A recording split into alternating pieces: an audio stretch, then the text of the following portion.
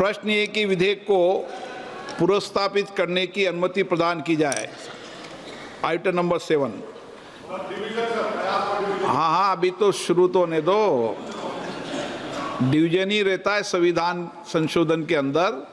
बिना डिवीजन के, बिना मत विभाजन के संविधान संशोधन नहीं होते हैं। आप तो वरिष्ठ नेता हैं।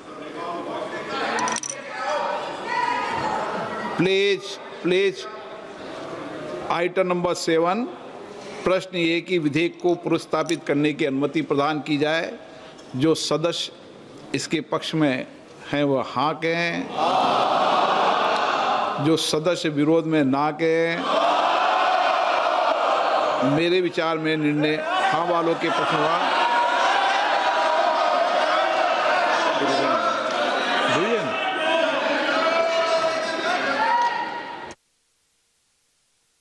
ये कोई परेशानी नहीं है।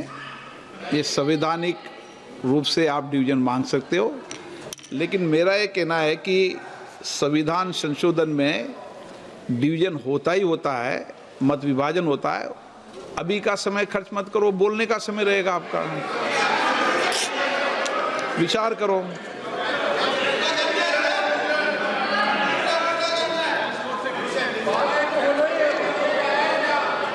बाद में तो मत विभाजन होना है। क्यों समय खर्च करते हो?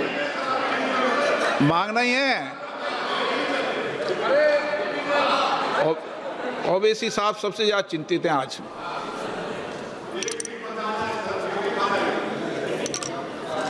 लॉबी खाली कराए जाए।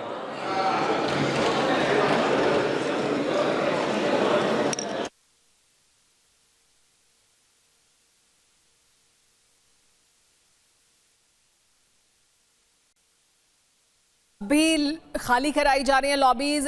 डिवीजन मांगा गया है तो डिवीजन होगा। हालांकि ओम बिरला जी की तरफ से कहा यह जा रहा था कि पहले चर्चा कर लेते हैं और डिवीजन बाद में होगा ही, लेकिन क्योंकि विपक्ष की मांग ये है कि डिवीजन अभी हो तो उसके लिए लॉबी खाली कराई जा रही है। हमारे साथ यहाँ सभी मेहमान बने हुए हैं।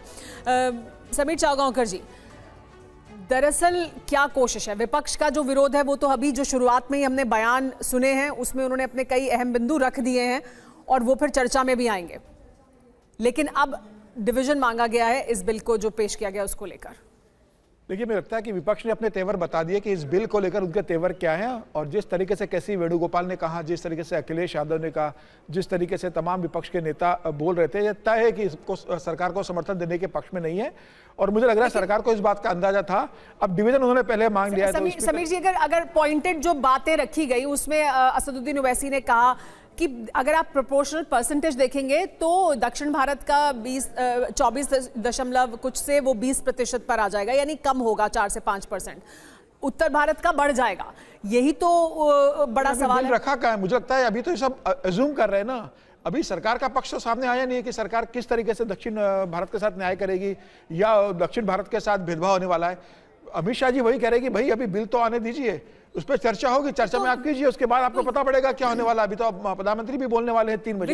विजय जी, ये स्पष्टीकरण पहले क्यों नहीं दिए गए हैं? क्या पहले नहीं दिए जाने चाहिए थे? आप बिल लेकर आए हैं, एक अहम बिल है जो बहुत कुछ बदल सकता है, बदलने वाला है, तो ये अगर सवाल पूछे जा रहे हैं तो इस पर बिल सामने आ जाएगा, उसके बाद इस पर स्पष्टीकरण आएगा, ज़्यादा बेहतर होता, क्योंकि ये संविधान संशोधन बिल है। कॉन्स्टिट्यूशनल अमेंडमेंट बिल बहुत इंपॉर्टेंट होते हैं पार्लियामेंट्री प्रोसेस में, और उसमें सरकार को अपना रुख भी रखना चाहिए था। बिल भी लोगों के पास, कोई सरकार की प्रॉपर्टी नहीं है ना, ये देश की प्रॉपर्टी है। बिल भी पार्लियामेंट की प्रॉपर्टी है, तो वो उस पर रखे और सरकार अपना रुख रखती है कि भाई इस तरह से कर रहे हैं। अभी ये जो बिल पास टेबल करने वाली है सरकार, डीलिमिटेशन का बिल है, तो उसमें एक मेन ऑब्जेक्शन, 2 मेन ऑब्जेक्शन जो मैं सुन रहा हूँ हमारे जो सांसद हैं उनका है कि एक तो आप बिना सेंसस के डीलिमिटेशन करना चाहते हैं, जबकि अभी तक का जो हमारा प्रोसेस था कि संविधान में क्या व्यवस्था थी कि जब भी सेंसस हो उसके बाद डीलिमिटेशन किया जाए। अब ये पहली बार ये कर रहे हैं कि बिना सेंसस तो कर नहीं रहे, जनगणना तो कर नहीं रहे और डीलिमिटेशन प्रोसेस को शुरू कर रहे हैं। तो एक ये बड़ा मुद्दा है कि क्या बदलाव कर रहे हैं। दूसरा,